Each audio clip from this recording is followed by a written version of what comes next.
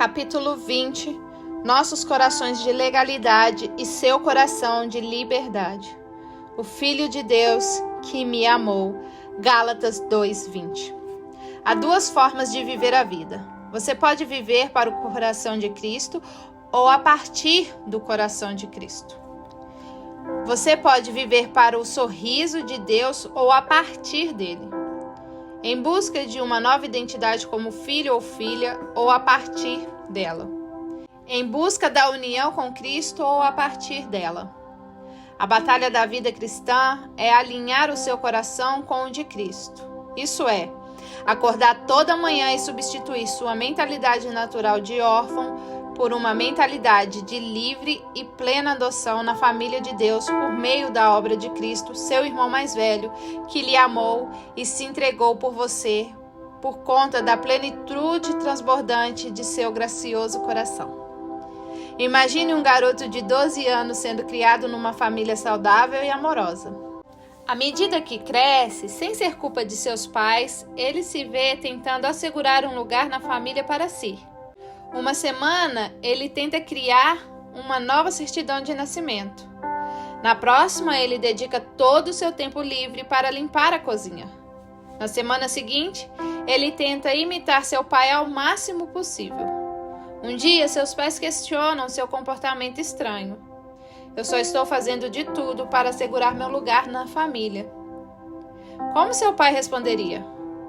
Calma lá, filho querido. Não tem nada que você poderia fazer para merecer um lugar com a gente. Você é nosso filho e ponto final.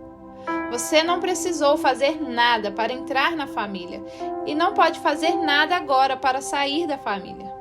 Viva a sua vida sabendo que a sua filiação é firme e irreversível.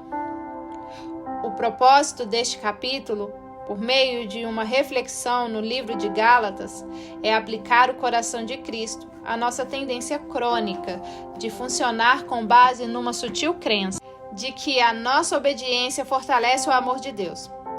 Somos como este garoto, e o nosso Pai responde com um amor corretivo.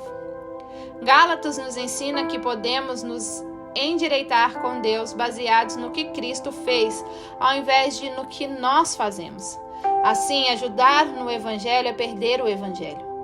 Por outro lado, a indagação central desta carta não é aprender isso pela primeira vez durante a conversão, mas nos alerta como é fácil se distrair dessa verdade quando crentes. A questão de um Paulo perplexo é: sois tão insensatos assim, a ponto de, tendo começado pelo Espírito, estar agora vos aperfeiçoando pela carne? Gálatas 3:3. A mensagem central de Gálatas é que a liberdade da graça e o amor de Deus não são apenas a entrada, mas toda a estrada da vida cristã. Ao longo da carta, Paulo explica a doutrina da justificação pela fé, a fim de auxiliar os Gálatas a viver vidas cristãs saudáveis.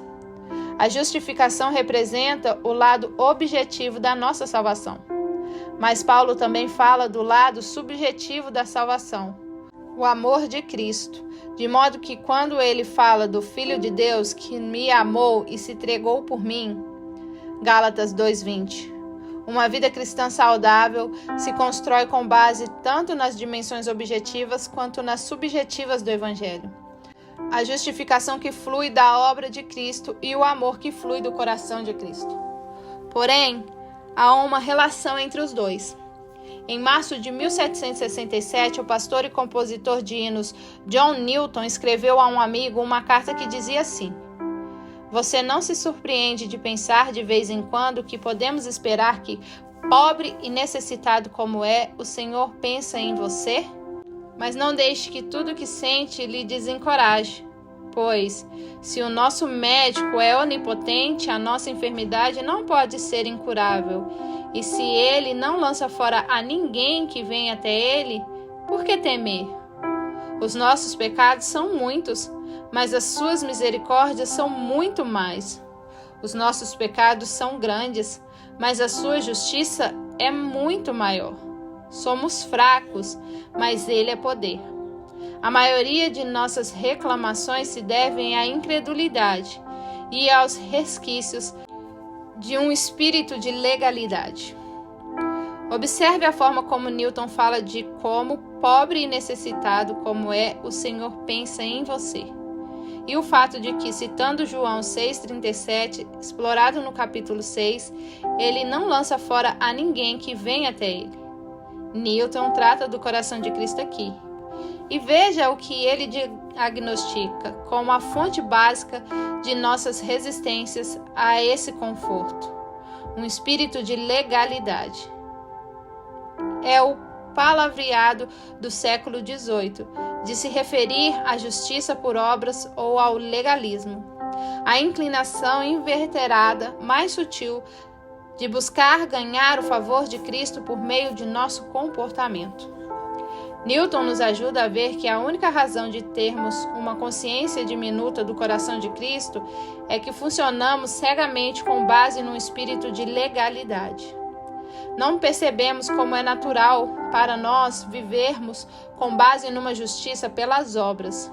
No entanto, isso mata o nosso entendimento do coração de Cristo em nosso favor, porque esse espírito de legalidade filtra a nossa percepção de seu coração de acordo com nossa performance espiritual. Pense numa ventilação no seu quarto que esteja conectada a um ar-condicionado.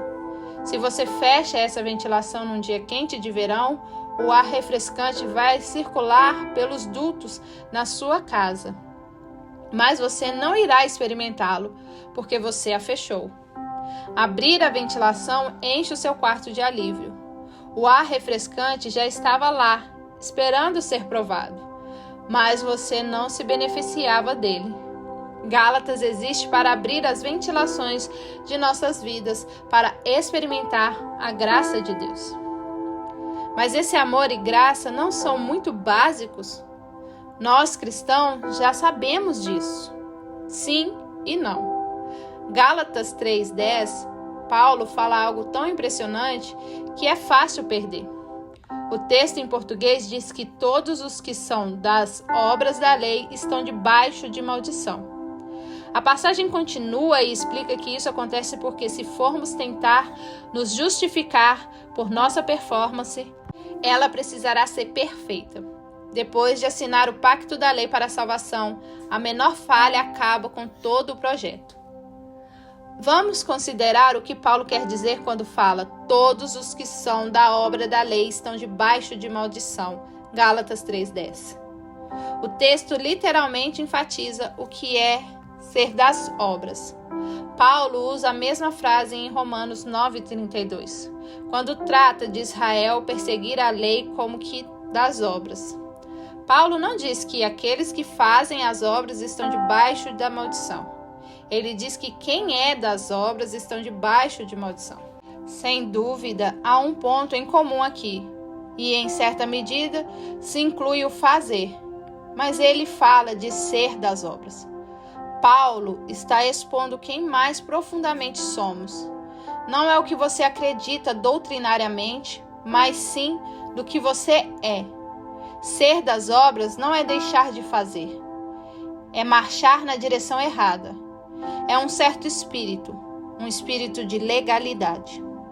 À medida que o Evangelho se aprofunda em nós, no decorrer do tempo, e entramos mais profundo no coração de Cristo, uma das primeiras cascas da nossa velha vida que o Evangelho perfura é o fazer de obras para a aprovação. Mas há um outro nível mais profundo, um nível de instinto ou de ser daquilo, que precisa ser desconstruído e abandonado também. Podemos passar o dia todo anunciando a futilidade de fazer boas obras para agradar a Deus, enquanto isso dizemos a coisa certa a partir de um coração das obras. É o nosso natural, ser das obras. Reflete não só uma resistência à doutrina da justificação pela fé, mas também ainda mais profundamente uma resistência ao próprio coração de Cristo. Há toda uma infraestrutura psicológica subjacente a isso. Devido à queda, ela manufatura constantemente uma chantagem relacional. um revirar de medo, um nervosismo, um marcar pontos, um controle neurótico, uma bobeira cheia de ansiedade, que não são coisas que falamos ou mesmo pensamos, mas sim algo que exalamos. Você pode cheirar isso nas pessoas, embora alguns de nós sejam habilidosos para escondê-lo. Se você investigar a fonte dessa correria apressada bem a fundo em todas as manifestações, não verá dificuldades de infância ou um teste Myers-Briggs ou impulsos freudianos. Você verá um déficit de evangelho. Descobrirá uma falta de verdadeira consciência do coração de Cristo. Toda preocupação, disfunção e ressentimento são o fruto natural de viver num universo mental legalista. Perceber o amor de Cristo é o que realmente traz descanso, cura, realização, shalom. Aquela calma existencial que, por breves momentos lúcidos no Evangelho, lhe acalma e deixa você sair da tempestade de ser das obras. Você, por um momento, entende que em Cristo você realmente é invencível. Cai a ficha do veredito. Você é intocável. Agora você é dele e ele nunca irá te lançar fora. Viver com base numa resistência subconsciente abastecida pela lei ao coração de Cristo, que todos tendemos a pensar que evitamos bem, esses Gálatas bobinhos, é profundo, sutil e contagioso. É mais contagioso que os momentos ocasionais de justiça por obra deliberada inclinariam. Esse momento de autoconsciência, na verdade, são dons da graça e não devem ser ignorados. Mas eles são apenas a ponta superficial de um iceberg invisível. São sintomas superficiais. A legalidade, o ser das obras, é por sua própria natureza indetectável, porque é natural e não é artificial para nós. Parece normal ser das obras para as pessoas caídas. É o que a água é para o peixe. E o que o Evangelho diz? Ele coloca as seguintes palavras na nossa boca: o Filho de Deus me amou e se entregou por mim. O coração dele por mim não conseguiu se reter nos céus. Os nossos pecados obscureceram o nosso sentir de seu grandioso coração. Mas o seu coração não pode ser diminuído pelo seu povo devido a seus pecados, não menos que a existência do sol pode ser ameaçada pela passagem de alguma nuvem passageira, ou mesmo uma extensa tempestade. O sol serve para brilhar. Ele não pode parar.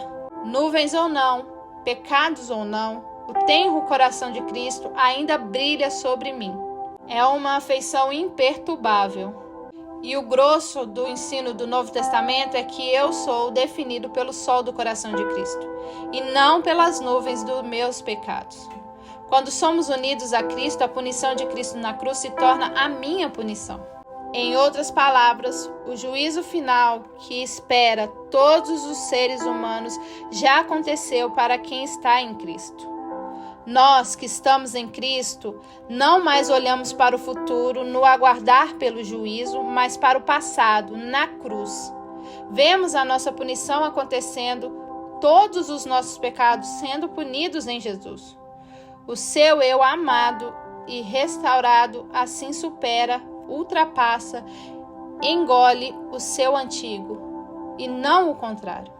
E a vida cristã é simplesmente o processo de trazer minha autopercepção, minha identidade com I minúsculo, o ego, o meu mundo interior rodopiante de pânico agitado, causado por déficit de evangelho, em conformidade com a verdade mais fundamental. O evangelho é o convite de deixar o coração de Cristo nos acalmar e alegrar, pois já fomos descobertos, incluídos e aceitos. Podemos trazer nossos altos e baixos de performance moral e o submeter à firmeza estabilizada do que Jesus sente por nós. Somos pecadores, não pecados, não só no passado, mas no presente, não só por desobediência, mas por nossa obediência das obras. somos perseverantes, resistentes a permitir Cristo nos amar. Porém, como Flávio diz, porque você seria tão inimigo da sua própria paz? Por que você ignoraria a evidência do amor de Deus à sua alma? Por que você planeja fugas e rejeita aqueles confortos que lhes são devidos? No Evangelho, somos livres para receber o conforto que nos são devidos. Não os desligue. Abra a ventilação do seu coração para o amor de Cristo, que Ele lhe amou e se entregou por você. Os nossos corações de legalidade relaxam quando o seu coração de liberdade chega em casa. Chega em nós.